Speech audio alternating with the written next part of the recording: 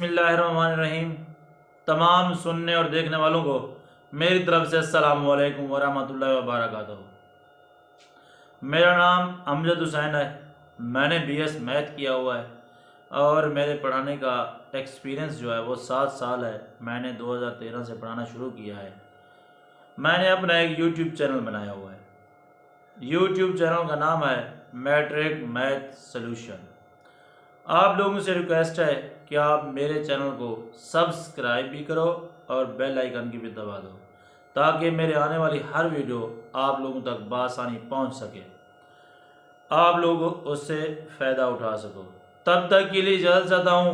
आइए आज के तमाम सुनने और देखने वालों को मेरी तरफ से अस्सलामु अलैकुम। आज का हमारा लेक्चर है क्लास 9 रियाजी। इसकी पहली जो टॉपिक है, पहला जो टॉपिक हमारे पास वो है कालम का मर्तबा। सबसे पहले हम कालम के मर्तबे की तारीफ करेंगे। तारीफ के लिए अगर किसी कालम में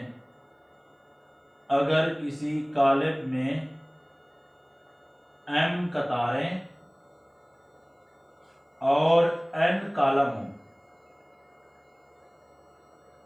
तो कालम का मर्तबा m/n से ज़ाहिर किया जाता है। ज़ाहिर किया जाता है या लिखा जाता है। कालम के मर्तबे की तारीफ पहले एक मर्तबा सुन लो। अगर किसी कालम में m कतारें और n कॉलम हो तो कालम का मर्तबा m/n से ज़ाहिर किया जाता है। हमने कालम के मर्तबे को m/n से क्यों ज़ाहिर किया? m/n, m हमारे पास ये हो गई कतारें, ये हो गया कॉलम। अगर हम इसकी जगह पे ज़र्ब भी नहीं लगा सकते, बाई का इजाफा लाजिम है। जब आपने ज़र्ब लगानी, अगर 2 कतारें 3 कॉलम हो, 3 × 2 6, ये 6 आएगा, ये किसी कालम का मर्तबा नहीं होगा। तो ये बात समझ लो, अगर किसी कालम में m कतारें और n कॉलम हो तो कालम का मर्तबा m/n से ज़ाहिर किया जाता है या लिखा जाता है। m कतारें हैं, n कॉलम है, बाई का हमने इजाफा किया। अगर इसकी जगह में हम ज़र्ब लगा दें तो ये हमारे पास कॉलम नहीं होगा, ये 2 × 3। अगर किसी कॉलम में 2 कतारें 3 कॉलम हो, 2 × 3 ये 6 जवाब आएगा। 6 किसी कॉलम का मर्तबा नहीं है। अब हम इसमें से सवालों को करते हैं। ये देखें, अगर हमारे पास एक कॉलम है, इसमें 2 3 4 ये 5, ये कोई कॉलम है हमारे पास, किताब में से हो या ना हो, मेथड एक ही होता है। अब ये कॉलम है, इसमें से देखो पहली कतार में से 2 और 4 है, दूसरी कतार में से 3 और ये 5 है। अगर पहला कॉलम देखो अमूदी, ये देखो 2 और 3 ये पहला कॉलम है, 4 और 5 दूसरा कॉलम है। अब हमारे पास इसमें से ये देखो, ये पहली कतार R1 हो गई, ये दूसरी कतार R2 हो गई। इसी तरीके से ये पहला कॉलम C1 हो गया, ये दूसरा कॉलम C2 हो गया। तो लिखोगे कॉलम A का मर्तबा, पहले इसमें से कतारें लिखनी है हमने। कतारें कितनी हैं? ये पहली कतार, ये दूसरी कतार, ये 2 कतारें, डैश, फिर बाई, फिर डैश, फिर कॉलम हमने लिखना है। इसके 2 कॉलम हैं तो कॉलम ए का मर्तबा जो होगा वो 2/2 होगा। ये इसका हमारे पास जवाब आ गया।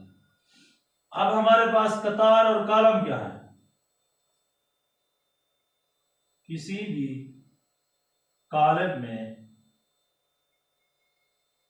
उफ़की बनावट हो कतार कहते हैं। इसे R से ज़ाहिर किया जाता है। और कॉलम जो है, कॉलम ये पूरी की पूरी तारीफ वही होगी, सिर्फ एक लफ्ज का हमने इजाफा कर देना है थोड़ा सा। वो क्या है? किसी भी कॉलम में उफ़की बनावट की बजाय किसी एक लफ्ज की जगह पे देखो, किसी भी कॉलम में अमूदी बनावट को, अमूदी बनावट को कॉलम कहते हैं। इसे सी से ज़ाहिर किया जाए, कतार को उफ़क़ी बनावट से और कालम को अमूदी बनावट से ज़ाहिर किया जाए, तो ये हमारे पास कतार और कालम है। अगर हमारे पास ये एक कालब है किताब से 2 -5 3 ये 6, ये एक्सरसाइज जो है हमारे पास 1.1 93। इसका पहला सवाल ये है कि हमारे पास अगर एक कालब है, उसमें से पहली कतार में 2 और 3, दूसरी कतार में -5 और 6। आप लिखोगे कालब ए का मर्तबा वो बराबर होगा, इसमें से ये देखो R1, ये देखो R2, ये देखो C1, ये देखो C2, तो कालब ए का मर्तबा ये बराबर होगा 2/2 के। अगर हमारे पास ये बी कालब है 1 2 3 5 7 9, ये आप इसमें से देखो, ये पहली कतार R1, ये दूसरी कतार R2, ये तीसरी कतार R3, इसमें से ये C1 पहला कॉलम, ये दूसरा कॉलम C2, तो लिखोगे कालब बी का मर्तबा बराबर है, इसमें से कितनी कतारें हैं, पहली दूसरी तीसरी, 3 कतारें 2 कॉलम, इसका जो मर्तबा आएगा वो 3/2 आएगा। अगर हमारे पास ये सी कालब है, इसमें से 2 और 4 है, ये देखो हमने इसमें से एक ही ये कतार है R1 है, ये 2 कॉलम है, ये देखो C1, ये C2, column number 1 column number 2। अब लिखोगे कालब C का मर्तबा बराबर है 1/2, 1/2।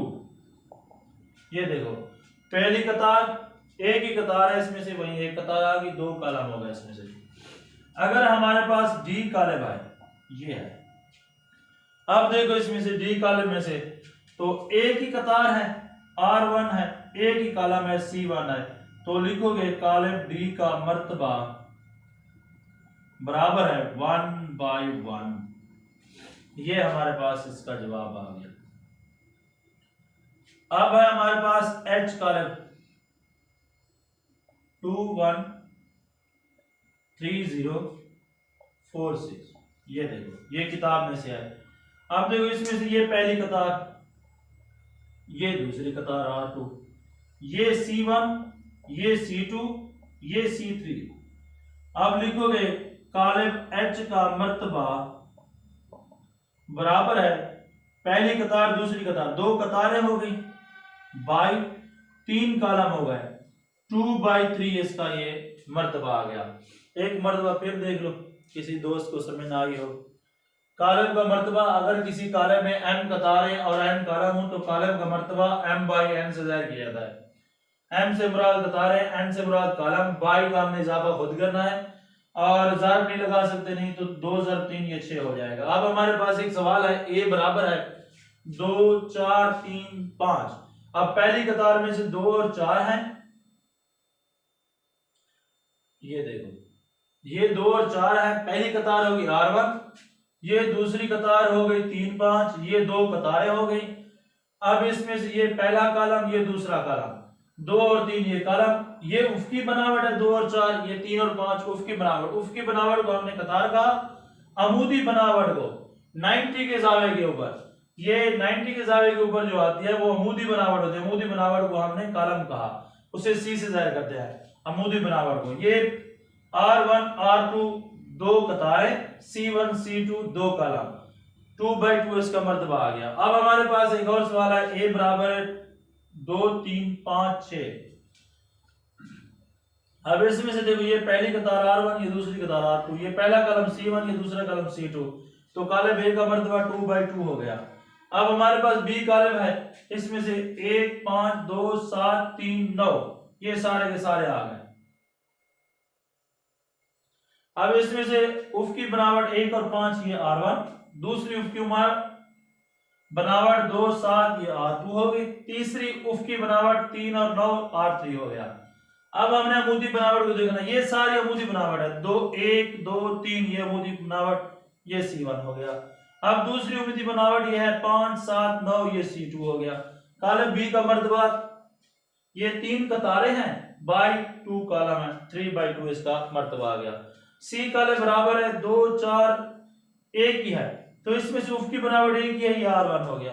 अमूदी बनावट इसमें 2 है, C1 C2, 2 वाली अलग 4 वाली अलग, तो इसका कॉलम सी का मर्तबा जो है वो 1/2 होगा। एच कॉलम है हमारे पास 2 3 4 1 0 6, हमारे पास ये उफ़क़ी बनावट है, ये R1, ये दूसरी उफ़क़ी बनावट R2, ये पहली अमूदी बनावट है C1, दूसरी अमूदी बनावट है C2, तीसरी अमूदी बनावट है C3, इसका मर्तबा जो आएगा 2/3 आएगा। ये है हमारे पास, इसमें से एक ही हिस्सा है 2 है, तो इसमें एक ही अमूदी बनावट है, एक ही उफ़क़ी बनावट है। उफ़क़ी बनावट को हमने R1 और अमूदी बनावट को C1, R1 C1 यानी 1/1 इसका जवाब आ जाएगा।